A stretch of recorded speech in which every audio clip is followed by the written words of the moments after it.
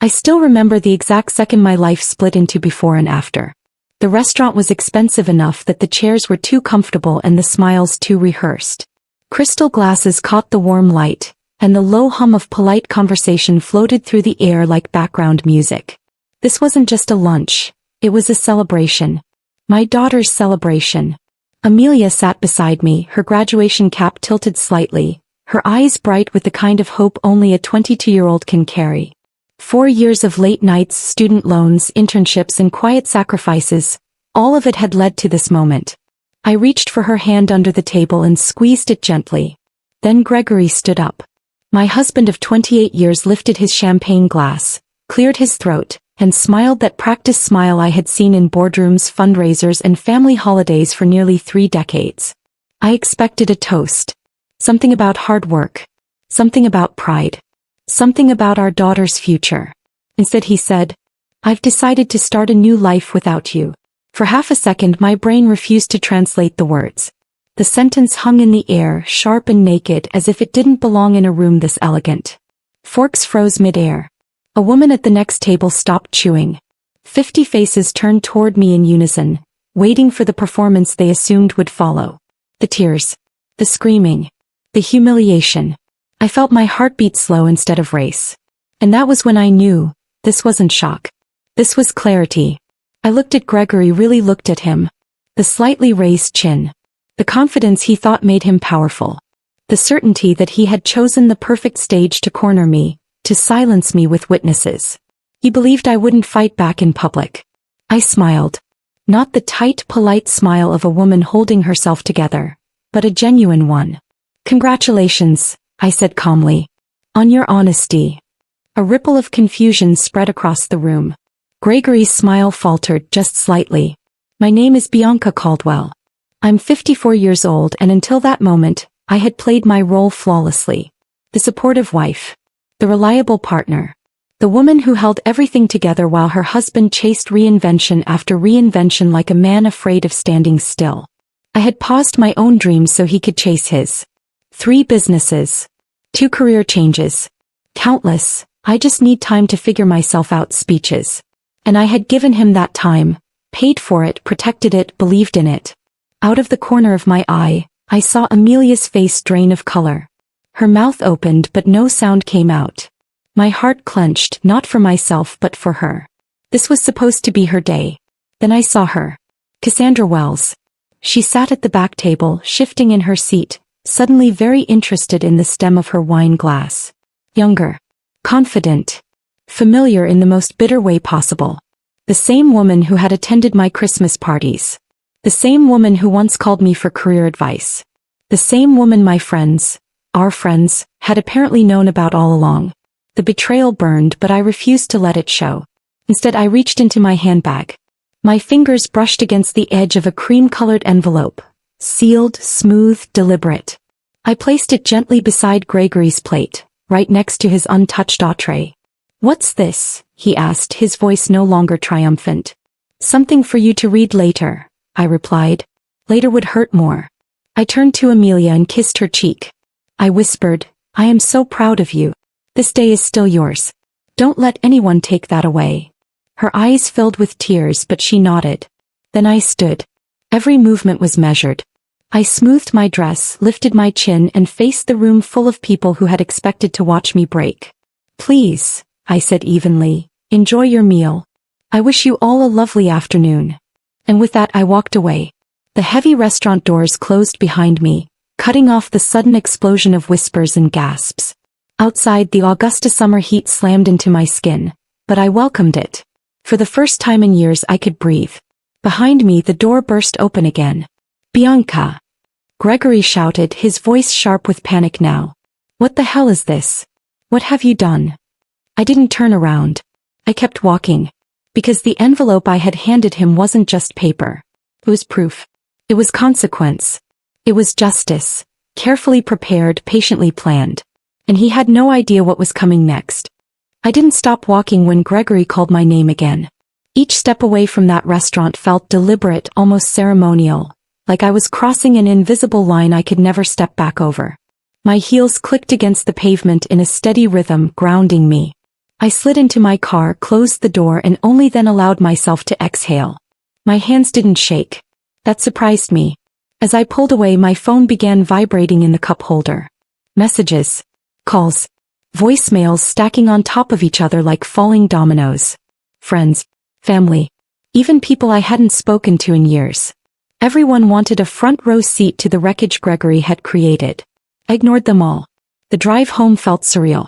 Familiar streets blurred past my windshield. The same roads I had driven 1,000 times while managing school pickups, grocery lists, and Gregory's latest reinvention. I wondered how many times I had driven these roads while unknowingly financing my own betrayal. I parked in the driveway of our house, the colonial in Augusta's historic district Gregory loved to brag about. Our house. The one he had already promised to Cassandra, according to the messages he thought I would never see. Inside, everything looked exactly the same. Family photos lined the hallway. Amelia at age 6 missing 2 teeth. Gregory and me on a beach in Savannah, arms around each other, smiling like the future was certain. The grandfather clock, my father's, ticked steadily in the corner, indifferent to human disaster. I set my keys down carefully. This wasn't the moment for emotion. Upstairs, I opened the master bedroom closet. There they were. Suitcases. Packed. Hidden neatly behind Gregory's winter coats. Shirts folded with precision. Shoes aligned like soldiers ready for deployment. Tomorrow he had planned to walk out. Tomorrow he would have left me quietly, after humiliating me publicly, of course, believing he was in control of every detail. I smiled. Gregory had always been meticulous about appearances and careless about substance. My phone buzzed again. This time I glanced at the screen. Amelia. That one, I answered. Mom. Her voice trembled. Are you okay? I'm okay, I said honestly. This isn't your burden to carry. Enjoy today. We'll talk tonight. I love you. She paused, then whispered, I love you too. I ended the call before my composure could crack.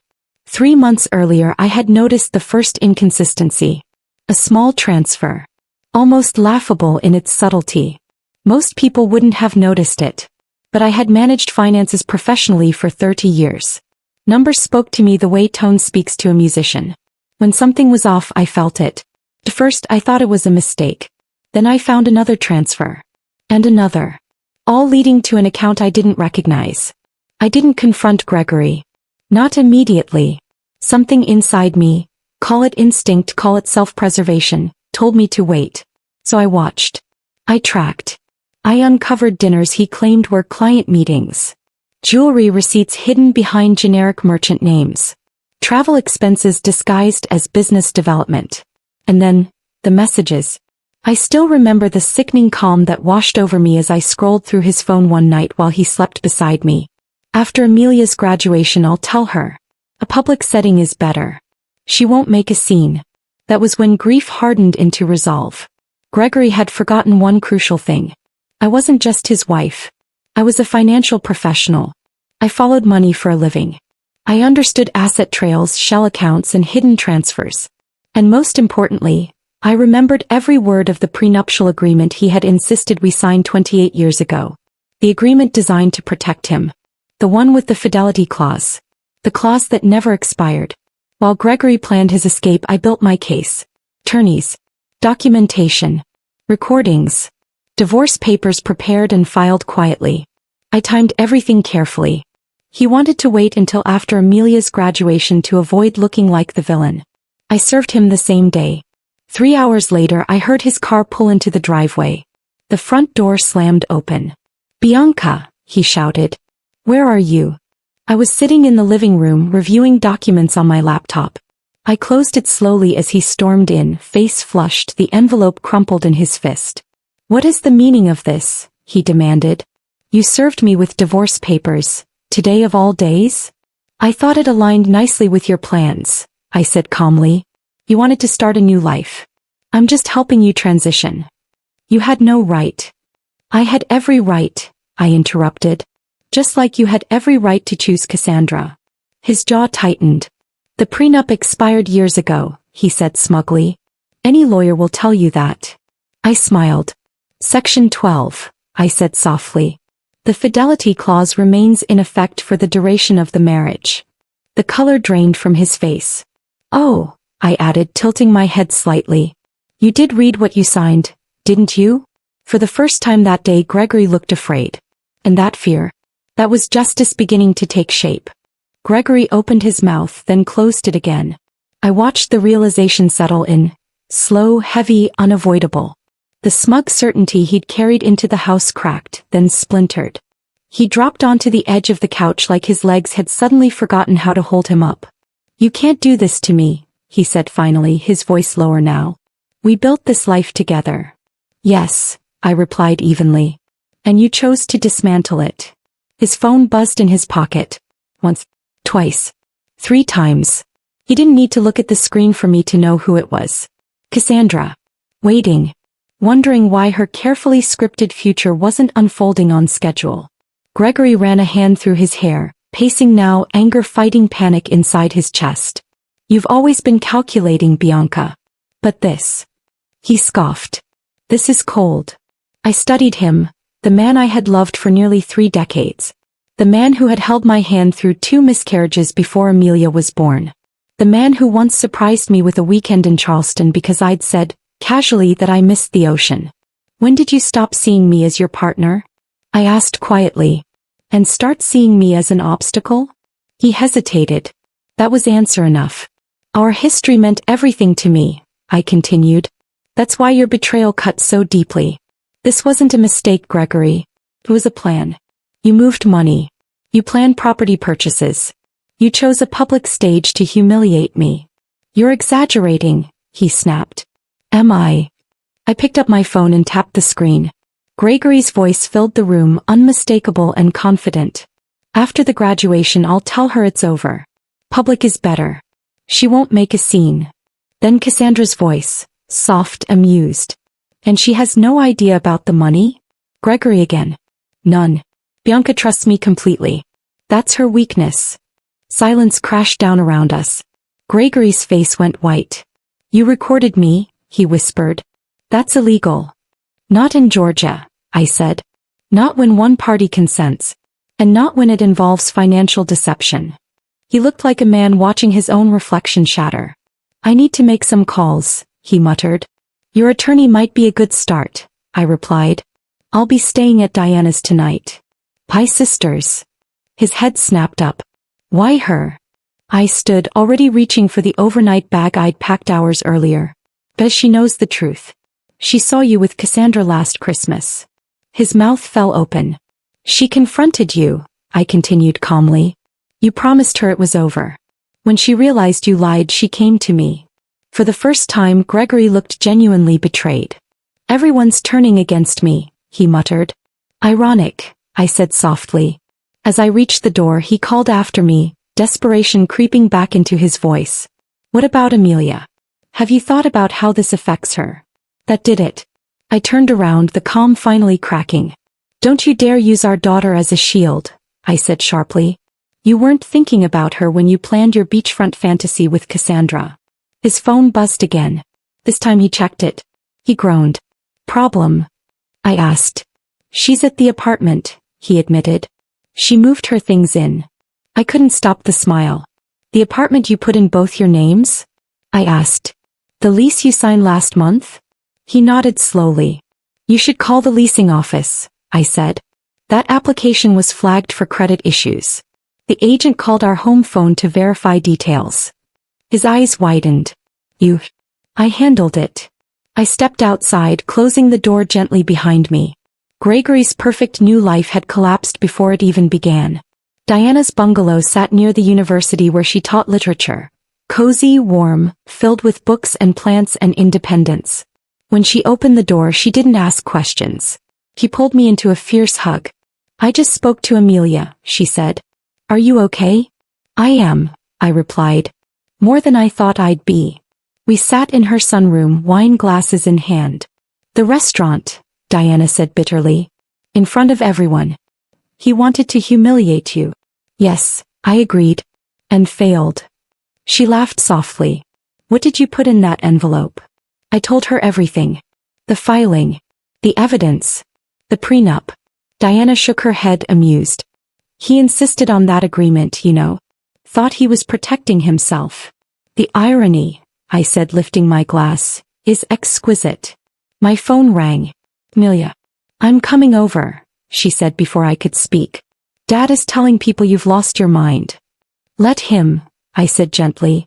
The truth has a way of surfacing. 20 minutes later she arrived, still in her graduation dress, makeup streaked with tears. She collapsed into my arms like she used to as a child. Why didn't you tell me, she whispered. I wanted you to finish strong, I said. You deserved that. Her jaw tightened. He hugged me this morning. Told me how proud he was. Anger flickered in her eyes. That night as I told her everything, my phone buzzed with a message from my attorney. Emergency filing approved. Accounts frozen. Gregory now had access only to his personal account. I showed Amelia and Diana. Good, Amelia said firmly. I nodded. This wasn't revenge. This was accountability. And it was only the beginning. The doorbell rang just as Amelia finished wiping her eyes. Diana and I exchanged a look. Something in my chest tightened, not fear but readiness. I'll get it, Diana said, already standing. She returned seconds later, her expression dark. It's Gregory, she said quietly. And he's not alone. I straightened my spine. So this was his next move. Gregory entered first, his face set in righteous anger, like a man who still believed volume could substitute for truth. Cassandra followed a step behind him, her confidence dulled now, eyes darting around the room as if searching for exits. She looked smaller in person. Younger, yes, but also uncertain. Not the woman from the fantasy Gregory had been selling himself. Bianca, he said sharply, you need to stop this insanity. Unfreeze the accounts. We can talk this through like adults. Before I could respond, Amelia stood up. She positioned herself slightly in front of me. That single movement, instinctive, protective, hit Gregory harder than any legal document ever could. Amelia, he said startled. This doesn't involve you. Doesn't involve me? Her voice shook but she didn't back down. You destroyed our family on my graduation day. How does that not involve me? Cassandra reached for Gregory's arm. Greg, maybe we should go. He shrugged her off. No.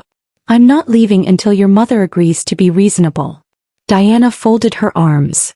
Reasonable, she said coolly. You publicly abandoned your wife, lied for over a year and stole from your family. You don't get to define reasonable anymore. I remained seated. For years I had played the peacemaker. The woman who softened edges, smoothed conflicts, absorbed discomfort so everyone else could feel at ease. I was done performing.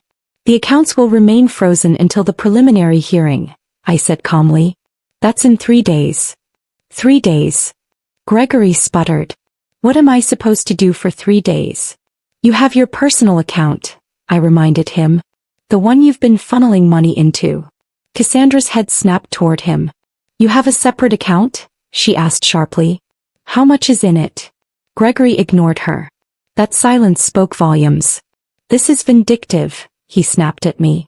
This isn't who you are. Perhaps you never truly knew who I was, I replied. Amelia turned toward Cassandra then, her eyes blazing. Did you know he was planning to announce it at my graduation? Cassandra hesitated. Swallowed. I thought he was going to talk to your mother privately. Gregory shot her a look of pure betrayal. Prex. Right there in real time. I think you should both leave, Diana said firmly.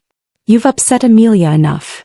Gregory turned to our daughter, desperation replacing anger. Sweetheart, you understand that relationships change. People grow apart. Amelia laughed, short, bitter. What I understand is that you're a coward. You stole from our family while I worked 2 jobs because you said money was tight. Gregory's face drained of color. That's not. It's exactly how it was, she interrupted. Please leave. I can't look at you right now. The silence that followed was brutal. Finally, Gregory turned toward the door. Cassandra followed, no longer touching him. At the threshold he paused and looked back at me. This isn't over, he said. I'll fight you. I met his gaze without blinking. You're welcome to try. The door closed behind them. Amelia collapsed onto the sofa, tears spilling freely now. I wrapped my arm around her shoulders, pulling her close. I've never spoken to him like that, she whispered. Standing up for what's right is rarely comfortable, I said softly. Diana returned with fresh glasses of wine. To new beginnings, she said. I lifted mine. New beginnings indeed. 3 days later, rain streaked down the courthouse windows as we entered the courtroom. Gregory sat at the opposite table with a young attorney, nervous, inexperienced in family law. A rushed decision. Another crack in his illusion of control. The judge, an older woman with sharp eyes and no tolerance for theatrics, reviewed the prenuptial agreement slowly. This document appears valid, she said, looking over her glasses. Do you contest its enforceability? Gregory's attorney cleared his throat. Your Honor, we believe the agreement expired due to the length of the marriage. The judge didn't even look impressed. Section 18, she read aloud, states the agreement remains in effect for the duration of the marriage and any dissolution proceedings. She flipped a page. There is no expiration. Gregory leaned toward his lawyer, whispering urgently. The judge continued. Additionally, the evidence of systematic fund transfers violates disclosure requirements. I am maintaining the freeze on joint accounts. The family home will remain in Mrs. Caldwell's possession. Gregory muttered, This is outrageous. The judge's gaze snapped to him. Mr. Caldwell, I suggest you familiarize yourself with contracts you sign. The gavel came down. As we left the courtroom, Gregory caught up to me in the hallway. Bianca, he pleaded quietly. 28 years has to count for something. It counted for everything, I replied. Until you decided it didn't. I walked away. And for the first time I didn't feel like I was losing a marriage. I felt like I was reclaiming myself. Words spread faster than I expected. In towns like ours, silence is louder than confession, and my refusal to gossip only made people talk more. Phones rang daily. Some friends offered awkward sympathy. Others fished for details, curiosity disguised as concern. I gave everyone the same response. Gregory and I are separating. These things happen. I refused to shrink myself into a spectacle. Gregory, on the other hand, couldn't hold the line. Without access to joint funds, his carefully curated image began to collapse. Promises he had made, to Cassandra, to business partners, to himself, fell apart one by one. The beachfront property they'd been eyeing slipped through his fingers. The luxury car deposit vanished. Even his business began to wobble without the financial structure I had quietly maintained for years. 2 weeks after the hearing, Diana called me, barely containing her amusement. Have you heard? She asked. Heard what? I replied, already suspecting. Cassandra moved out. I closed my eyes and exhaled slowly. Already. Apparently she discovered that Gregory's substantial savings aren't so substantial. She told a friend she didn't sign up to date a man with financial problems. I laughed, softly without bitterness. Gregory had always been talented at selling illusions. Eventually, illusions demand payment. While his world unraveled, mine began to take shape. The financial security I had always kept, quietly, responsibly, gave me freedom Gregory never anticipated. I rented a modest office downtown and finally opened the consultancy I had dreamed about for years. Caldwell Financial Transitions. My first clients were women standing exactly where I had stood, confused, betrayed, afraid of numbers they had been encouraged not to understand. I didn't just help them organize accounts. I gave them language, confidence, control. Word spread. One client referred another. Then another. For the first time in decades, I felt professionally alive. Amelia called me often from Charleston, where she had accepted a marketing job. I'm proud of you, Mom, she said one evening. You're helping people during the worst moments of their lives. I'm doing what I wish someone had done for me earlier, I replied. Preparing women before the ground disappears beneath them. The final divorce hearing fell on what would have been our 29th anniversary. Fitting. Gregory arrived looking thinner, older, stripped of the confidence he once wore like armor. Cassandra was long gone. So were many of the friends who had smiled politely while knowing the truth. The judge upheld the prenuptial agreement in full. Gregory left with his personal belongings, his struggling business, and the remnants of an account that barely covered legal fees and a small apartment. I retained the house, my retirement, and 70% of our joint investments. Justice wasn't loud. It was precise. As we exited the courtroom, Gregory stopped me one last time. I made a terrible mistake, he said quietly. Is there any chance No, I said gently. That door is closed. He nodded. For once he didn't argue. I hope you're happy, Bianca, he added. You deserve it. It was the first honest thing he'd said to me in years. 6 months later, my consultancy outgrew its space. I hired 2 associates. Women came to me not just for numbers but for reassurance, proof that survival could become strength. Amelia visited often, smiling every time she walked into my office. You know what's ironic? She said once. If Dad had been honest from the beginning, he might have kept half of everything. Sometimes, I replied, people can't see beyond what they want in the moment. The woman who once defined herself as someone's wife and someone's mother had found a new identity. Business owner. Advocate. The envelope I placed beside Gregory's plate that day hadn't just been divorce papers. It was a reckoning. It was proof that patience, preparation, and self-respect always outlast betrayal. In securing my future, I didn't just win justice. I reclaimed myself.